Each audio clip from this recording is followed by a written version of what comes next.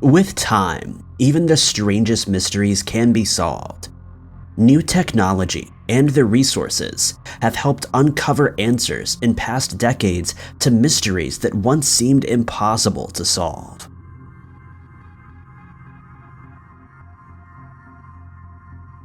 Number 5.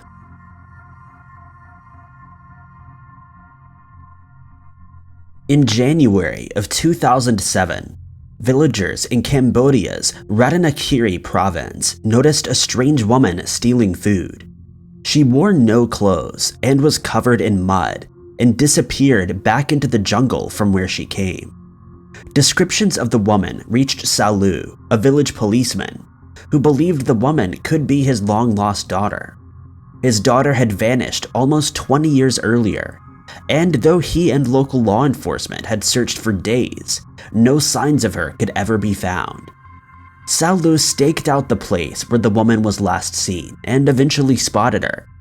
He attracted her attention with food and water, and claimed when she saw who he was, she stood straight and asked for her mother.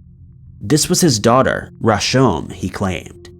Rashom was taken to the village where she made headlines around the world as the Cambodian jungle woman.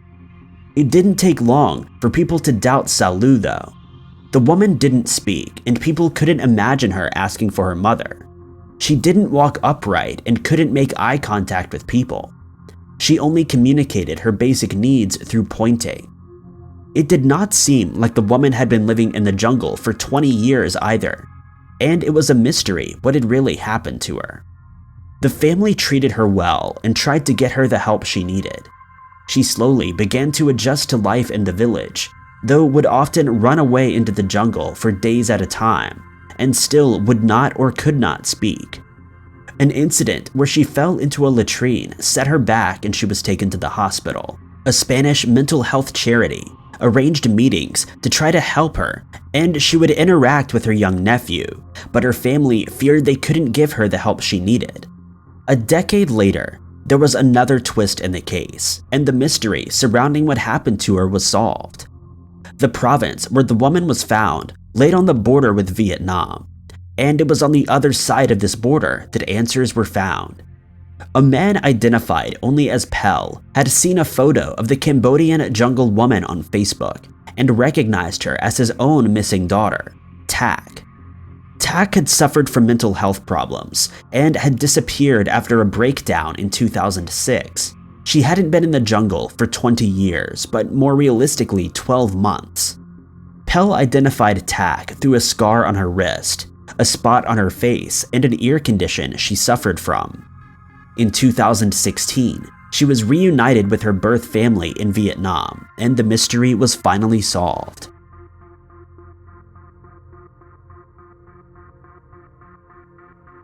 Number 4.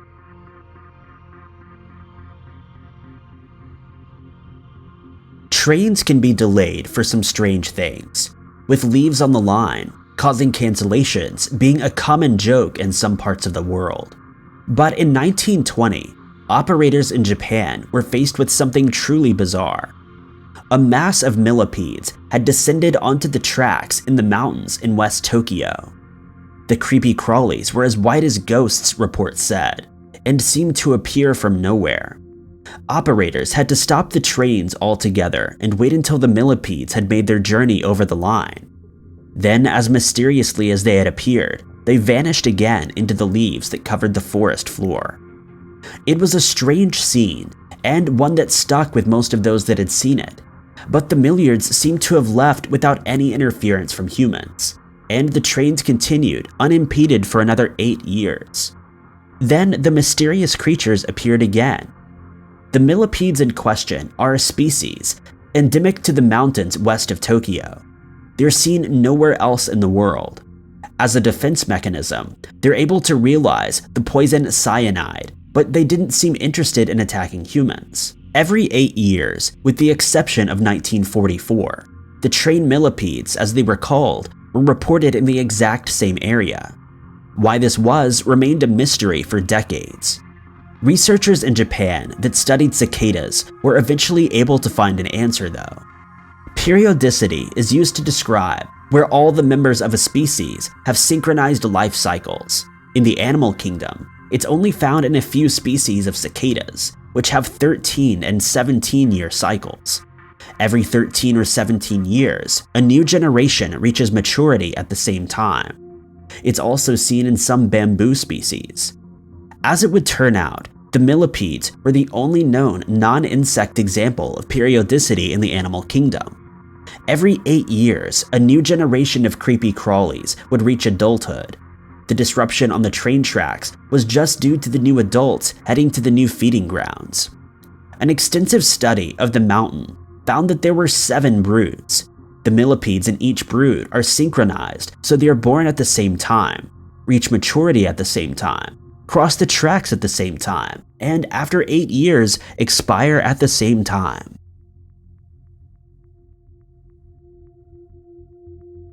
Number 3. For decades, how the butterboat had come to rest on a beach in Ireland had been a mystery. The boat could just about be seen at low tide, the wood sticking out of the sand at the beach.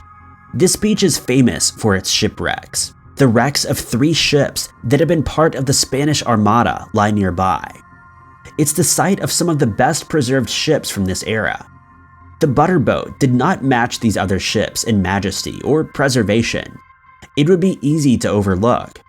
Locals told stories about what had happened to the boat, and some claimed it had been part of the Armada like the rest of the ships, while some records claimed it had once been a tourist vessel that had become shipwrecked. Eventually, 250 years after the butterboat had first wrecked, the truth was uncovered.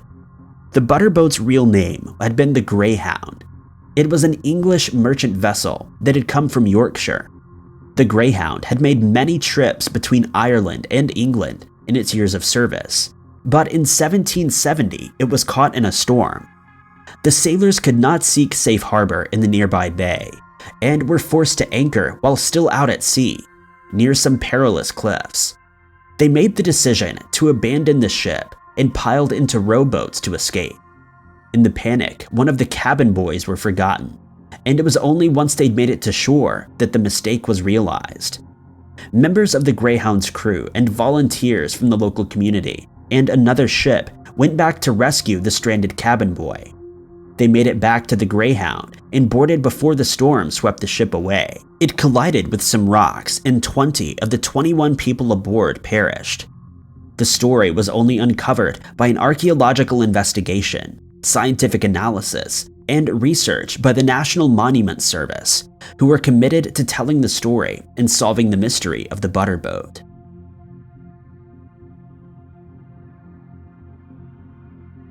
Number 2.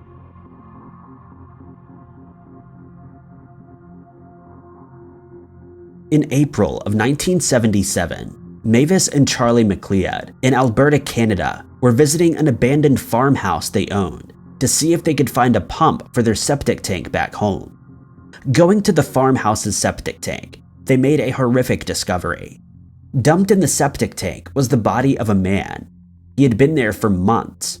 Limestone had been dumped in over him in the hopes that it would speed up the decomposition process. This didn't work, but the man had been so badly treated in the final moments of his life that identification was impossible. It took investigators months to even determine if they were looking at a man or a woman. The man was eventually given the nickname Septic Tank Sam. His life had been taken in what officers described as one of the most vicious, vindictive, and sadistic crimes they had ever encountered.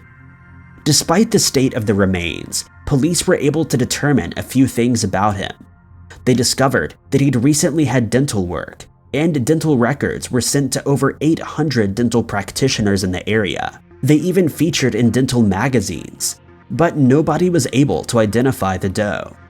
His clothing indicated he may have been a migrant to the area, working in construction or as a farmhand, and medical examiners were even able to determine that he had a childhood illness at around the age of 5, but there were no matches.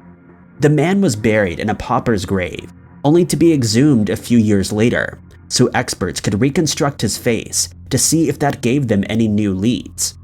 This time, they determined that the man was likely indigenous, rather than Caucasian, as they had originally assumed.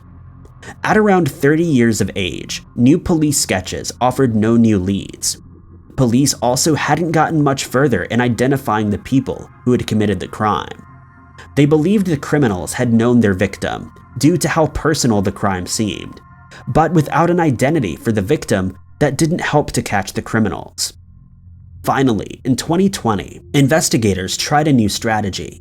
Having seen genetic genealogy work so well in high-profile USA cases, the John Doe's DNA was sent to a company specializing in the science. They were able to find relative matches, and Septic Tank Sam was finally given a real name: Gordon Edwin Sanderson. Gordon had been an indigenous man born in Manitoba. As part of the 60s scoop, he was taken from his parents and placed into foster care. Unsurprisingly, this negatively affected him, and there were reports that he'd grown up struggling with addiction.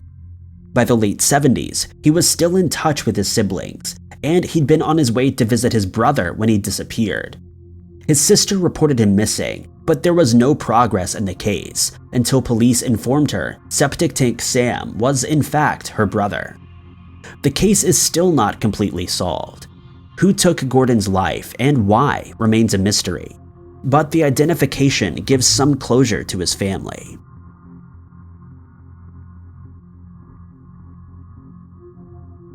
Number 1.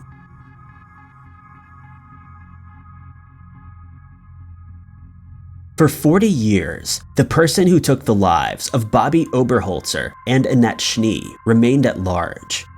After a segment on the Unsolved Mysteries TV show, many believed Bobby's husband, Jeff, to be responsible. It was just too much of a coincidence that he knew both victims. But in 2021, police finally charged someone with the crime, and it wasn't Jeff. January 6, 1982, in Breckenridge, Colorado. The weather was treacherous, particularly on the nearby Guanella Pass, where that evening, a pickup truck driver would be found in what was hailed as a miracle rescue. The weather wasn't too much of a concern for Bobby, though, who informed her husband she was going out with friends. He offered to pick her up when she was finished, but she told him she was getting a ride home.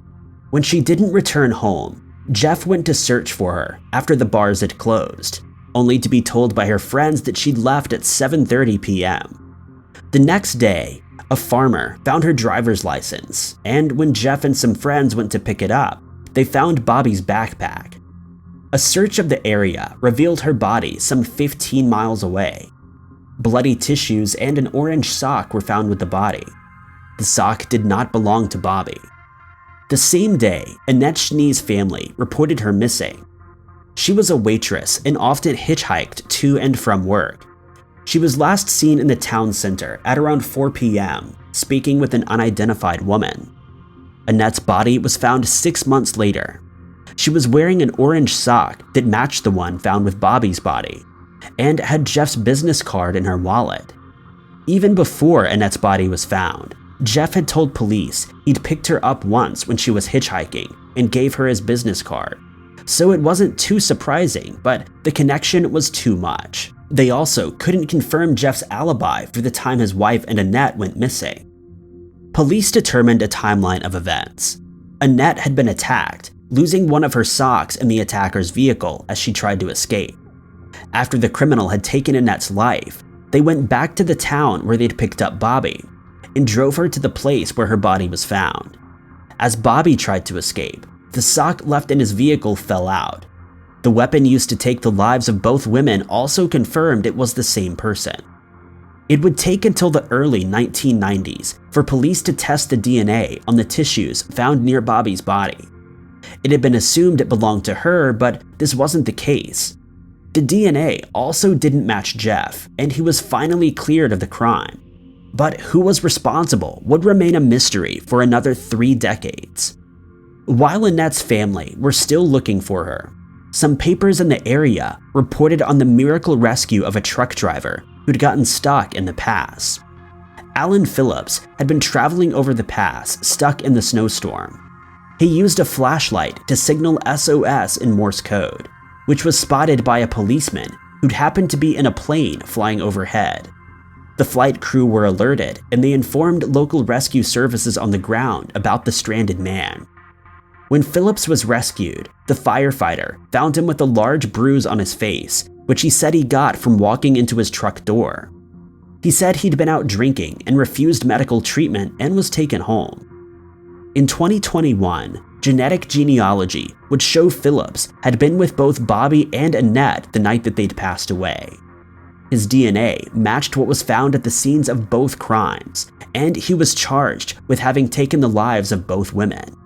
He's currently awaiting trial. Thank you guys so much for watching.